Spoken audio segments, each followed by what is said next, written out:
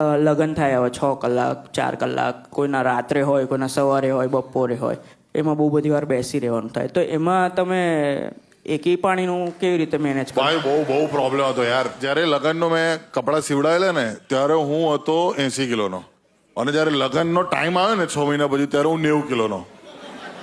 તો આપોઆપ છે ને સેજ સાથળથી ફાટી ગયેલું. તો એટલે એમાં બ્રેક ટાઈમ પ્લીઝ એવું કંઈ હોય? બ્રેક નથી મળતો, મને નતો મળ્યો. તમે મારા લગ્નના ફોટા જોશો તો આમ જ હોઈશ. મારે તો એક વાર મને લાગી, મેં પૂછ્યું બી ખરું, આવું કરી નાખ્યું. એટલે ભાઈ હું આમ જ હતો. પેલા પૂજારીએ કર્યું તું, મેં ક્યાં કર્યું તું તને? મારા લગ્નમાં એવું થયેલું હતું કે મને કહી દીધું કે અપાસ છે.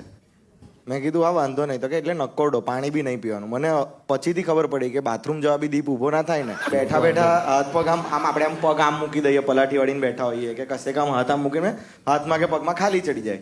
મને લગ્નના માયરામાં કુલ્લે આમ ખાલી ચડી ગઈ હતી.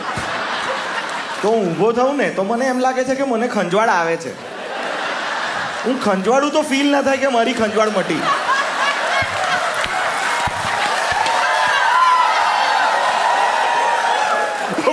બધા અનુભવી છે. શું બધાને આ બધાને જ થાય છે. હાસ મને એવું લાગતું હતું કે મારા કુલ્લા પકડેલા છે. મારું એ દરરોજ સવારે 1 કલાક કોટ સીટ પર બેસીને થાય છે. આમ ચાલુ, આમ ઉભો તો ને આમ આવું આખું થોડું આમ પેલું ગિમ્બલ આમ સેટ થતું હોય ને, આવું એડજસ્ટ થતું હોય વચ્ચે આવે.